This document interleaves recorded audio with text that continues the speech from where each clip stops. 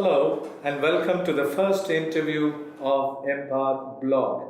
Today I have with me Professor Györgyi Rétfalvi, head of the program for communication media from Budapest Metropolitan University, Hungary. Professor Györgyi is visiting St. Mary's as part of Erasmus plus Credit Mobility Program 2017. It's a pleasure having Professor Györgyi with us. Welcome to Hyderabad and welcome to St. Mary's. Thank you, Joseph. This is the first time in India and I already feel home. After meeting with the staff members and after the panel discussion this morning, I fear that actually we are facing the same problems as media educators. So I think we are very open for a connection between the two universities also. It's good to know that we are sailing in the same boat, so we could probably through this association talk and bring about some programs that could be mutually beneficial to your students and our students. I'm sure. So this afternoon probably we would talk to you about some of the things that happen in Hungary and especially in Budapest Metropolitan University. So maybe if I could ask you first, could you give us a run-through of higher education model in Hungary? Higher education basically based on two pillars. One is the state-owned and the other one is the private sector. So we are the biggest private university in Hungary, but not the biggest university because there are state universities before us. Usually after a secondary school exam, teenagers can have access to the higher education, but not all the students are willing to go to universities. They have freedom to choose among the disciplines, and they also have a freedom to choose among what kind of level they want to fulfill. Okay. What age do they come to the university? At age 18. Okay. From which type of society they come, the social strata? The middle class, the poor, the rich, and it's a mix of all? Or? If you are talking about the state universities, actually it's free for everybody. Okay. The most talented students can have access to the state universities also, but there are paid programs at state universities also. In our case, if a student wants to attend to a private university, there is a tuition fee which the family has to pay, but there are some students who are able to pay it themselves, so they are working partly next to their education, so they are paying for themselves because the tuition fee is not too high. It's not possible to pay actually for the middle class also and under the middle class. Am I to understand the top cream of these students go to state universities and those who don't make it try in private universities? Yes, that's the case. Okay. So that's why we are facing a big challenge because we have to give those students who are not the most talented better education to have the same level as the state university. So it's a big challenge. But, yeah. Okay. Do you have students from across the globe, from different countries? Yes, we are quite international universities. We have almost 1,000 students from all around the world. Okay. Yeah, mainly from the European Union. We have students mostly from Turkey, Kazakhstan and China, and from the European Union. Oh, good to hear that. Who designs the curricula? The university, the department? Do you have the freedom to do it? Basically, because of the accreditation process, there are state standards which you have to fulfill if you want to start the education. But on the level of the subject, the professor responsible for the content. So he or she is the one who developed the content for the curricula. Okay, could we just elaborate on that? So they give you an outline, and as a teacher, you put in what is needed for that particular class? Is it something like that? They just give me the title of the Oh, class. okay. And the title, actually, the name of the subject decided by the community of the department. Oh, that's good. So I am responsible for the whole content, actually. So in other words, if we both receive the same title, I could develop it in my way and you could develop it in your way, as far as content is concerned. It can happen, Okay. but if you and me are teaching the same subject, Okay. there is somebody who is responsible for the whole content, Oh, and the other okay. teacher has to follow that. Okay. Yeah. So it's a sort of collaborative effort. It is, yeah. Definitely. Okay. So how does this take you to the evaluative system? Say, for example, in India, we have a centralized university which gives the question paper, which gives us the curriculum, and we do not have much freedom except for the delivery part. We could do this way and that way, but then we need to strictly stick to what is given to us. So is the case with evaluative system. Not exactly. Okay. Actually, the states sometimes send a jury to visit us, and they are visiting the lectures itself, and they meet the students, they meet the professor, and that's the evaluation. Okay, so just to see the standards, whether standards are met. And they of course they are checking the curriculums itself. So, but if you are on the field of journalism, actually, you know the biggest challenges, you know what to put to the curricula. Okay. But what you highlight, it depends on you. Okay, so you need to convince the visiting jury about your curriculum and your methods. Yes. Oh, good to hear that. So you have greater academic freedom to work in that system, much more than some of us here in India. So good to hear that. What about the composition of theory and practical parts in a curriculum? Which one takes precedence or which is more? Just 2 years ago, we decided to change the whole curricula for the Communication and Media BA, and it's now 50-50 on theory and practice. Okay. And on the MA level, the master level, we have more theory than practice necessarily. Okay. Yeah. So how do you evaluate the practical part? Is there a system to evaluate the practical part as well?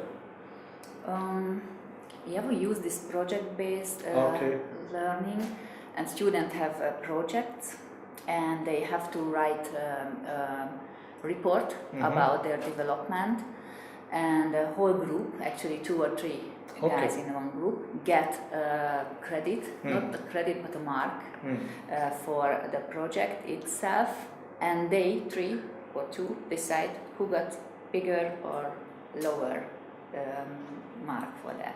So actually they are evaluating their project also, not only the professor, not only the teacher. And if it's a joint project like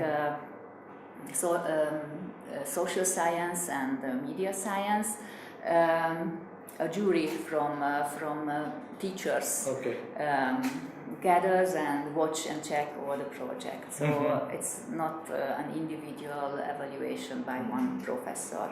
So you eliminate bias this way. There could not be any favoritism or... No, yes. Okay, that's good. How about, can you throw some light on your funding and resources? How do you get funding? How do you get enough for research and infrastructure?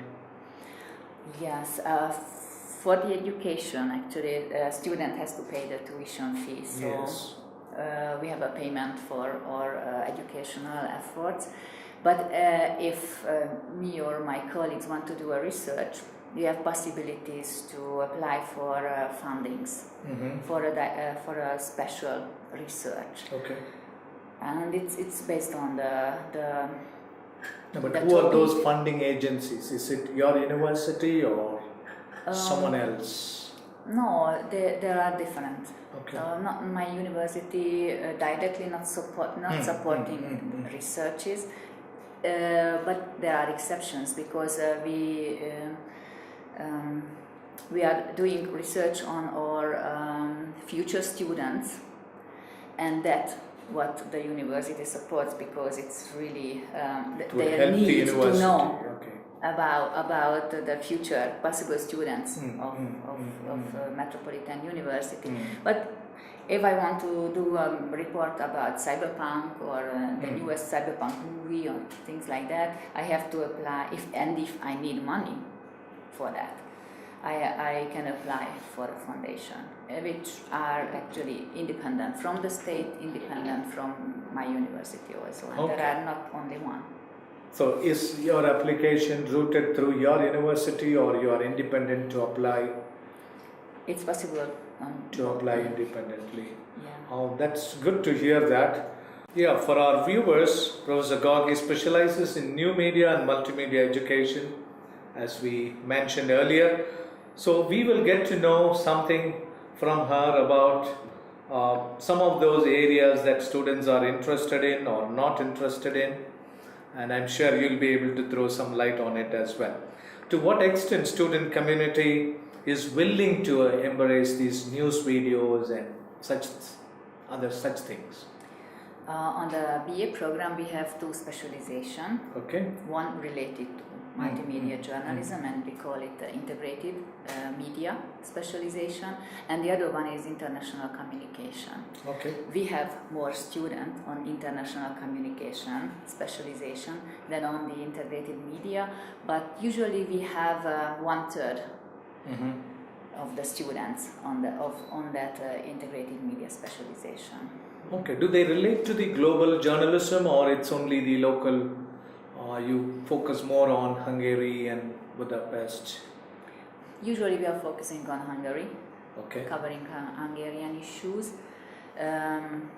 but some of them willing to apply for a job in international media outlets also.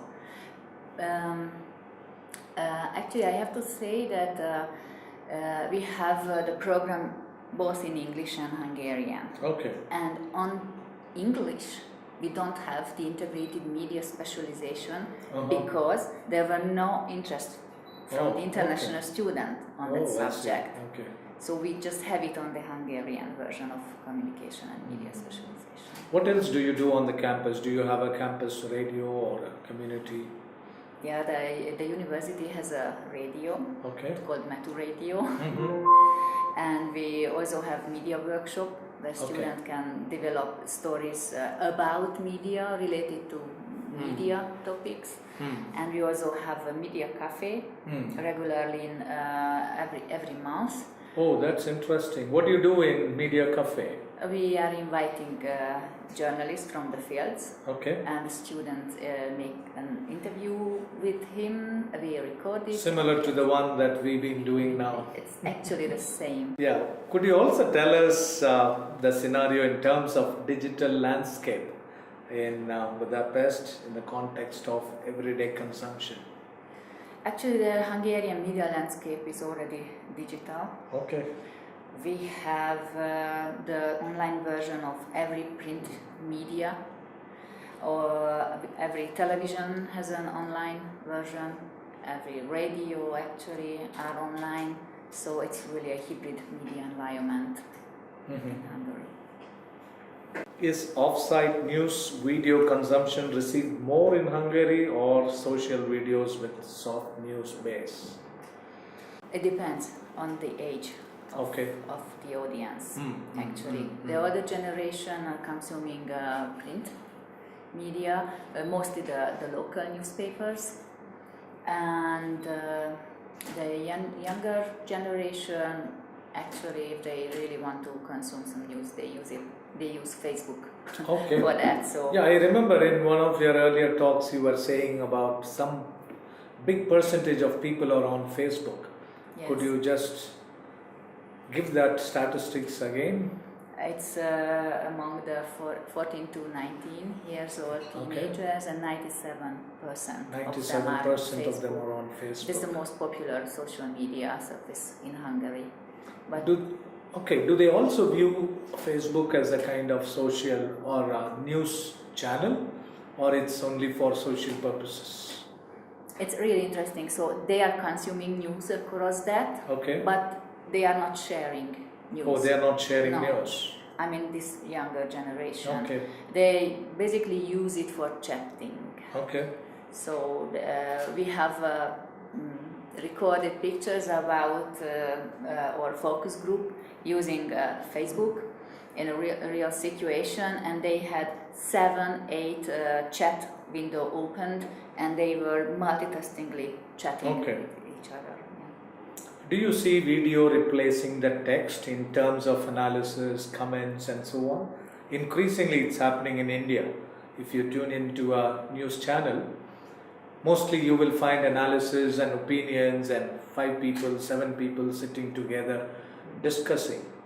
Yes, we have the same, but not in this relation. But the new, there is maybe a newer version of a Facebook video where you can read every important information from the screen, because people in real situations, they are reading and watching videos on a public transportation, which is actually safe in Hungary. Yeah. So they are watching the videos without audio. So that's why you have subtitles about everything. And those kind of, we call them Facebook videos, are like comments on news produced by the mainstream online media outlets. So in terms of consumption, whether it's digital or the traditional news, which takes precedence? People are more into digital news reading or viewing, Yes, of or course. than traditional newspaper sort of thing? No, only the older generation, and I really mean older generation. Okay. So above 65, they are the audience of the print media. And radio is also a bit decreasing, but because everybody has a car almost,